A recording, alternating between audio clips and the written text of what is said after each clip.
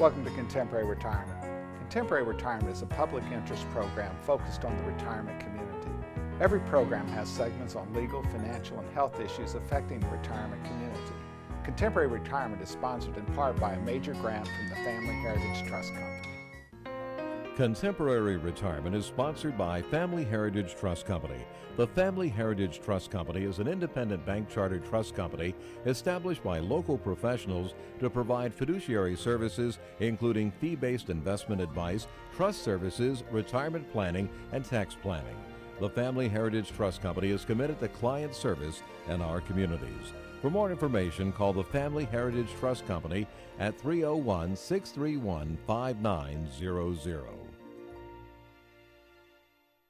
Contemporary Retirement is sponsored in part by a grant from R. Thomas Murphy & Associates, P.C. R. Thomas Murphy & Associates is one of Franklin County's leading law firms, emphasizing estate, trust, elder law, and medical assistance planning. Welcome to the Is It Legal feature on Contemporary Retirement. Is It Legal focuses on the legal issues affecting the retirement community. With me today is Tom Murphy from the R. Thomas Murphy Law Firm with offices in Waynesboro, Chambersburg, and McConnellsburg. Welcome to the show, Tom. Good morning, Mike.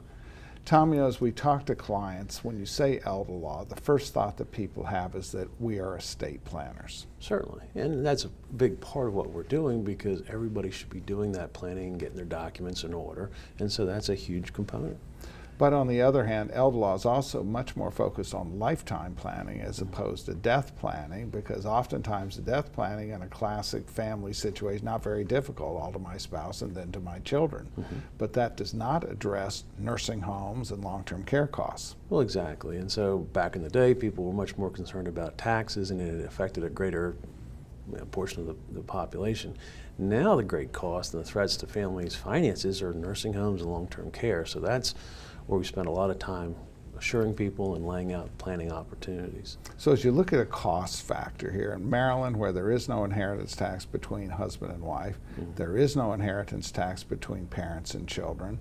The current Maryland estate tax exemption is $4 million, which with proper planning can be $8 million pretty easily, and will be going to dramatically higher in the next few years. The vast majority of clients that come through our doors, taxes are really just not a consideration. Pennsylvania does have a slightly different deal. Tell us a little about that. Well, in their wisdom, they impose zero tax between spouses, but a 4.5% for children, a 12% tax between siblings, and 15% on everybody else. So it is a factor that needs to be addressed, but it's not going to wipe out an estate.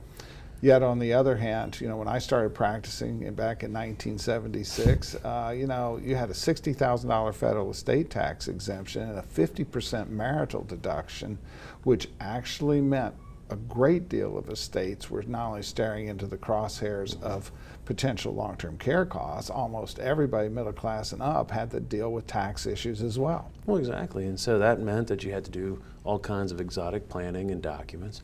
But since then, they've simplified it and raised the amounts that can pass on free of tax.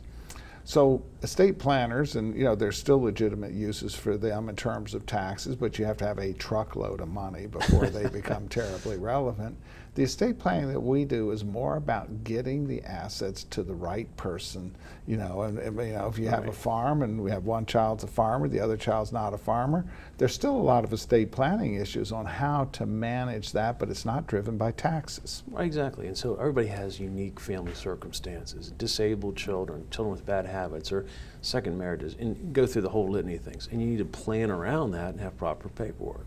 So estate planning is really about dealing with the interpersonal relationships today, and yet, ironically, when people come in our office, they're just absolutely fixated on taxes, and the reality is for most of them, it's just not that big a deal. Exactly, and you hear all kinds of stuff, but that's the beauty of speaking to an expert so that you can get a straight answer on how the taxes are going to affect you personally and your potential heirs.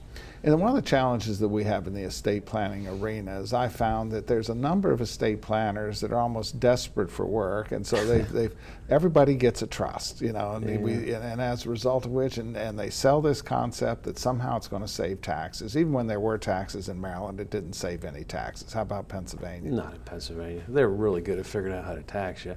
And worse yet, most times that's not the proper tool. And even worse is as we deal with nursing home issues and things like that, we have to undo these things, and it can be a real problem. And so that simple answer that everybody tells them, just get a trust, is actually, when you look at most people's biggest risk, which is long-term care costs, not taxes, in Maryland, that trust has a very high probability of interfering with your ability to qualify for government benefits, and in fact, you'll end up having to undo it. How about Pennsylvania? It's exactly the same. And so, as you point out, the nursing home costs are a far greater threat to us states than tax, and so you got to look at the reality of what's the more important priority.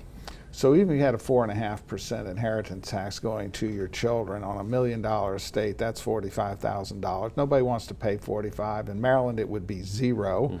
But in the meantime, you're looking at a $10,000 to $12,000 a month nursing home bill. It doesn't take long for the reality is that the long-term care costs are a far greater risk than any tax liability under Maryland, and the zero tax liability, the 4.5% in Pennsylvania. Sure. Yeah, and you could easily run up a $45,000 nursing home bill in 3 months. And so that's really the driver, and you have to have the flexibility in the documentation to fix that problem. And one of the great challenges that we have here is almost all of these amateur strategies, including going and getting one of these trusts at a hotel or so forth, are going to interfere with that. And so we have to look and say, while estate planning is important, trying to avoid probate has some legitimacies, we have to look at the biggest risk confronting people, which is long-term care costs, and we have to be able to manage that as well. Exactly, and so that's where getting good advice for your particular circumstances is the wise way to go. Tom, as always, thanks for taking time to appear on our program. You're welcome. More from Contemporary Retirement after these messages. Few things in life are as important as family. Leave your insurance orders to us. Write Gardner. Call or visit our website to learn how we can make insurance simple and more affordable. Every life that meets its end leaves a heart for love to mend. Sister, brother, family, friends are left to carry on. When the loss seems more than you can bear, it's nice to know that we'll be there at Douglas A. Fiery Funeral Home. We care.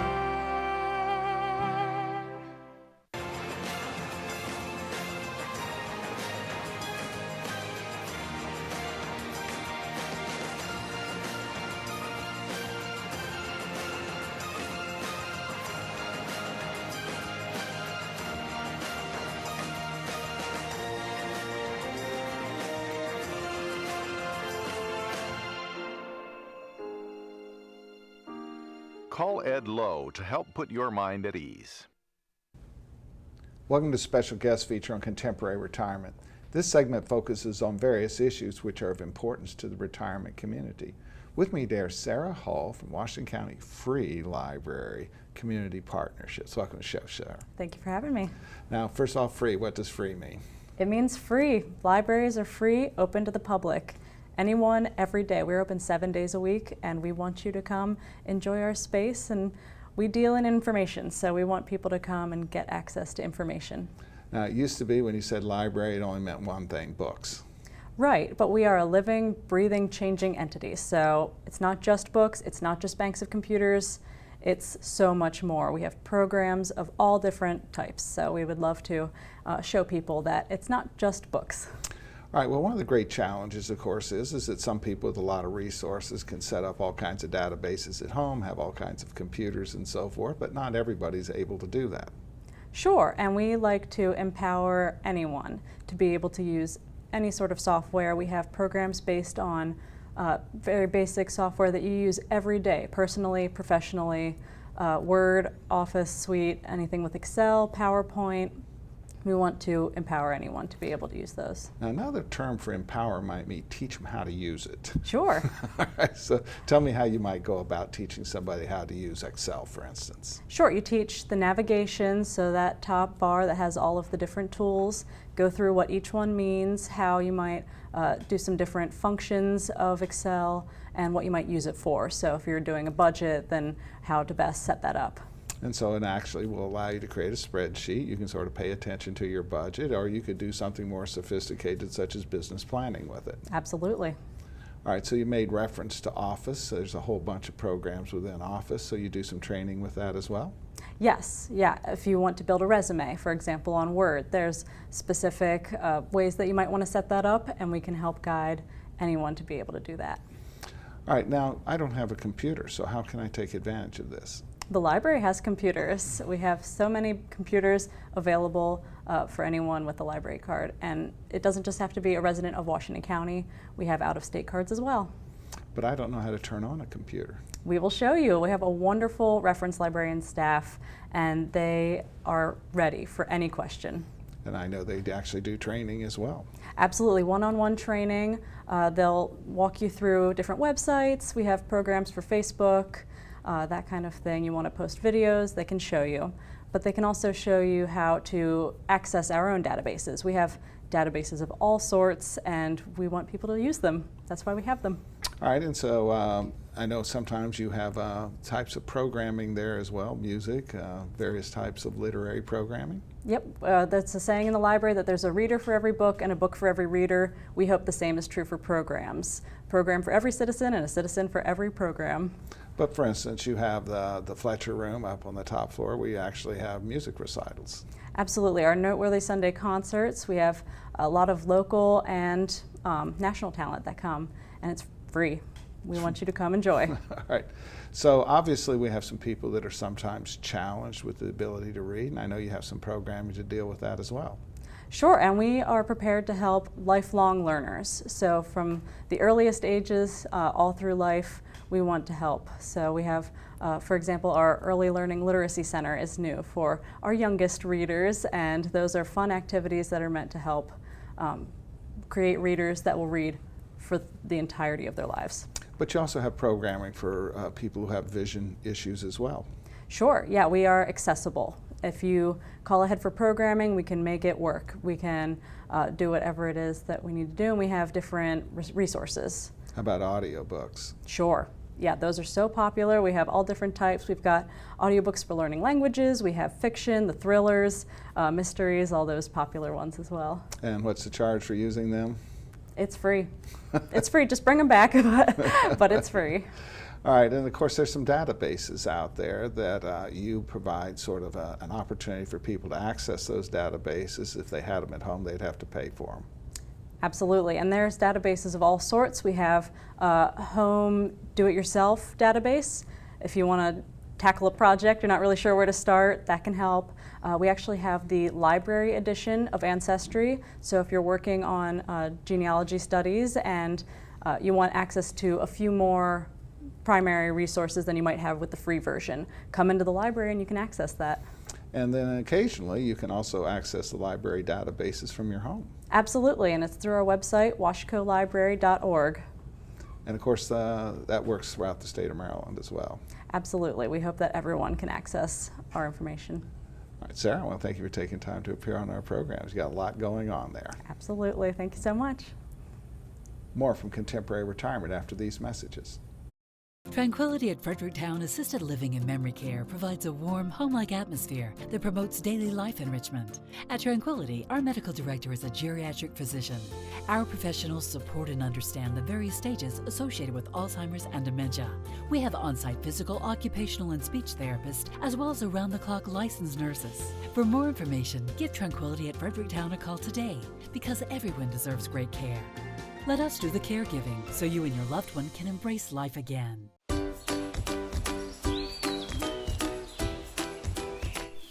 Dad, there's the big one. There's the big one. Just wait. There's the monster. Just one more bid on hurleyauctions.com. I got it. If you haven't visited hurleyauctions.com, you don't know what you're missing. Whether you're buying or selling, antique cars, tractors, boats, or real estate, you can do it all at hurleyauctions.com. Get to know Dr. Carrie Hesley at Diagnostic Imaging Services. What I find most rewarding is caring for women through our Women's Imaging Center. We have a caring staff that will ease patients through an ultrasound, bone densitometry, breast biopsy, or mammogram. Our health team is sensitive to emotions involved in women's imaging and understands that every woman is at risk for breast cancer. Providing the community with a center that is so dedicated to breast health and the imaging needs of women is something special. DIS Women's Imaging Center, providing women with progressive care. Welcome to Contemporary Health Scene. Contemporary Health Scene focuses on the health issues affecting the retirement community. With me today is Dr. Robert Vandre, Mission of Mercy. Welcome to the show, Dr. Vandre. Thank you. Tell me what Mission of Mercy is all about. Well, Mission of Mercy's main goal is to just provide loving health care to people that can't afford it. And one of the interesting aspects we have today is many times people will think it's people who are not employed, but in reality, the way this health delivery system works, there are people who are employed that also cannot afford medical services. Yeah, that's right. That's a good proportion of our patients. And that's many times a deductible of $3,000, sometimes $6,000 for a family. And so we have what is oftentimes characterized as the working poor. Yep, yeah. All right, so I know that you've been in the medical service business for quite a while. That's for sure. How long has Mission of Mercy been doing that? Over 20 years.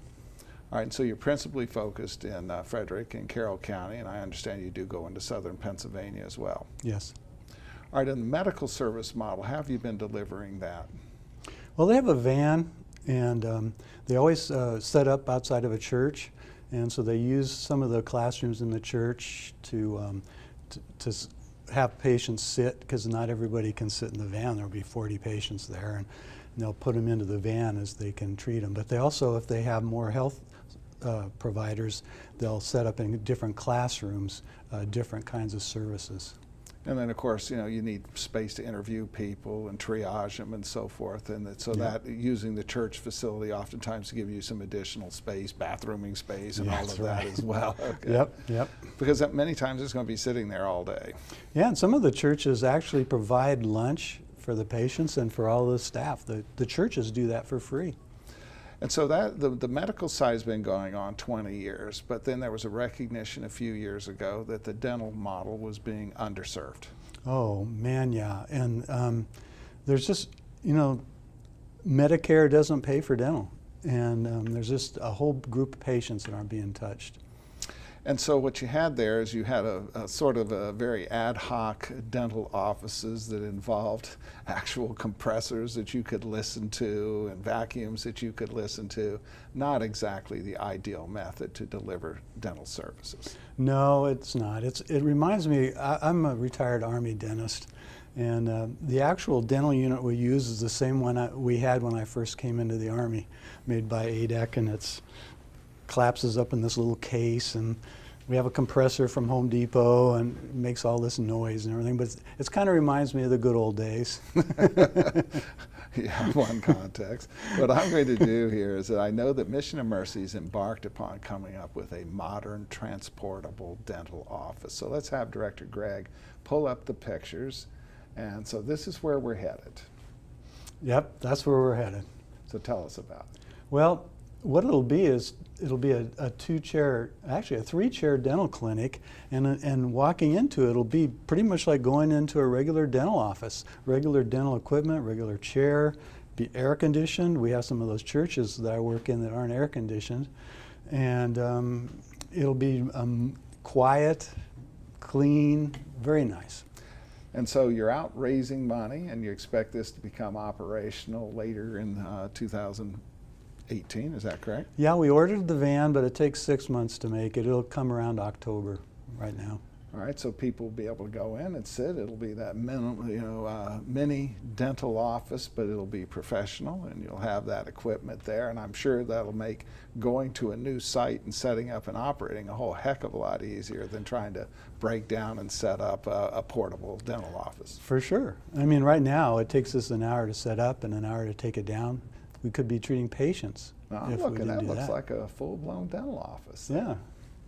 Yeah, pretty nice, huh? So I can't wait. So the slide comes out, and then you'll be able to have people in a totally professional environment then. Right. All right, and then what's the cost for a patient to come to see you in one of these places? Oh, it's free, no cost. And so Mission of Mercy's out raising money to get this van, it's committed to it already, and then you have a cycle of where you go and set up. Yes, you can go on the website and find out where we're at. But I'll tell you, dental right now, we don't take appointments, and if you don't get there by like 4 in the morning, you'll be there too late.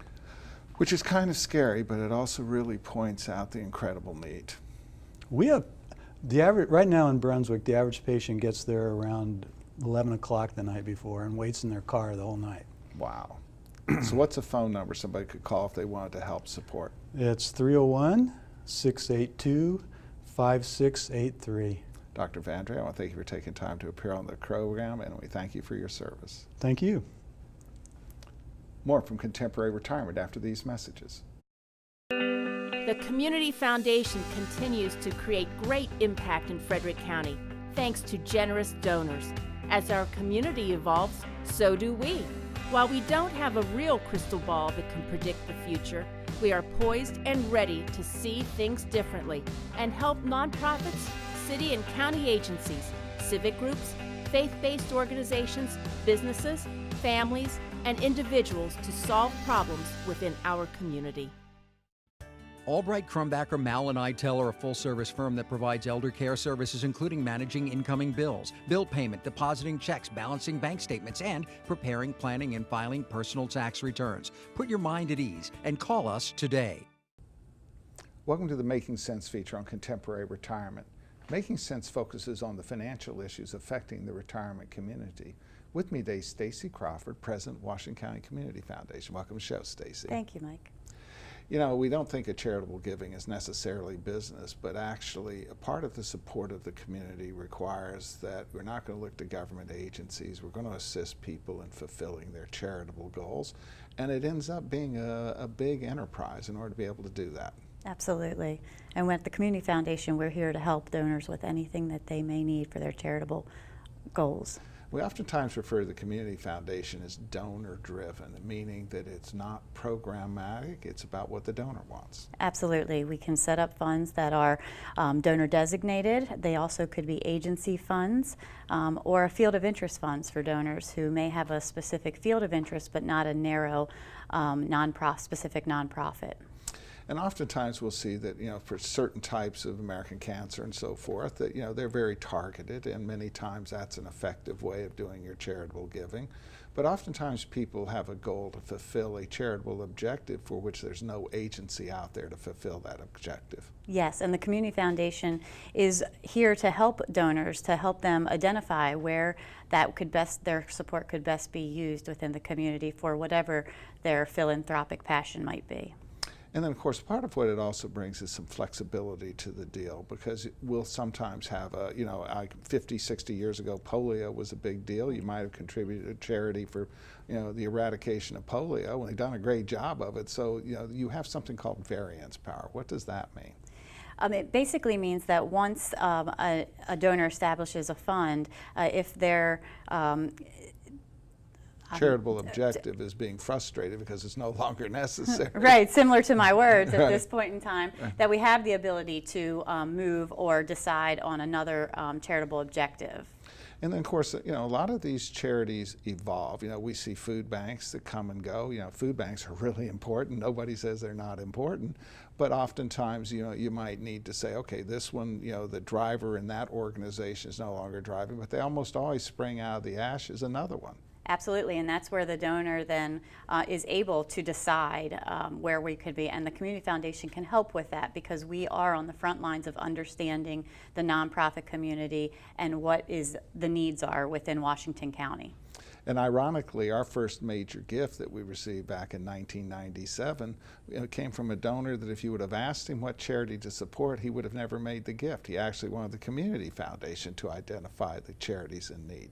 And we have that ability still today to have gifts that come in that are responsive in nature, that can be put in for our responsive grants, which happen each year. So that allows us with a committee to be able to determine the best need to make the best impact within the community. And one of the ironies of this is that even though it had $9,000 back in 1997, approaching $40 million today, the goal is not to accumulate money, it's still to distribute money. Yes, we are grant makers. We want to make sure that our money is coming in, that we're investing it, and that we're protecting it for what the donor intended, but that we're giving it out and that we're helping the community in a variety of ways. And so the money is invested. It uses the money the same way most of our donors use the money, which they don't spend more than they make, so they want their money spent like that in perpetuity, which is a long time. Yes, it is, and that is what is able to create a legacy for that donor. When they come in, they know their money's going to be there long after their life. And even though that sort of endowment is one of its principal objectives, we don't restrict what a donor can do. If a donor wants it spent in 1 year or 5 years, they can do that as well. And that goes back to being donor driven. We are here to do what the donor wants to make an impact in the community. So if that means spending it out for a specific purpose, we're here to help and guide them in that. And although the world is changing a lot in the donor environment, the tax issues and so forth, the fact is that many donors are not driven solely by tax issues. They're driven by the fact that they want to fulfill something or leave a legacy in the community. Sure. The new tax laws and things that are happening do drive some of our donors, but a lot of our donors are driven by their heart. And it is our help and our job to make them understand all the benefits of being philanthropic in Washington County. And you don't have to have a lot of money to get started. No, you do not. We accept gifts of any size. Our endowments start at $5,000. Do you have to put it all in 1 year? You do not. You have to establish that within 5 years. And then, of course, a lot of people want to keep their money until they don't need it anymore, which means until they die. Yes, and that is okay, but we want to know what their philanthropic goals are. So we would like them to come and speak with us about that to make us understand that the Community Foundation is a part of their planning so that we can honor their wishes when they are not here. Well, Stacey, congratulations on your new job. Thanks for appearing on our program. Thank you very much, Mike. Thank you from Contemporary Retirement. Remember a more carefree time? Leave your insurance worries to us, Wright Gardner. Call or visit our website to learn how we can make insurance simple and more affordable.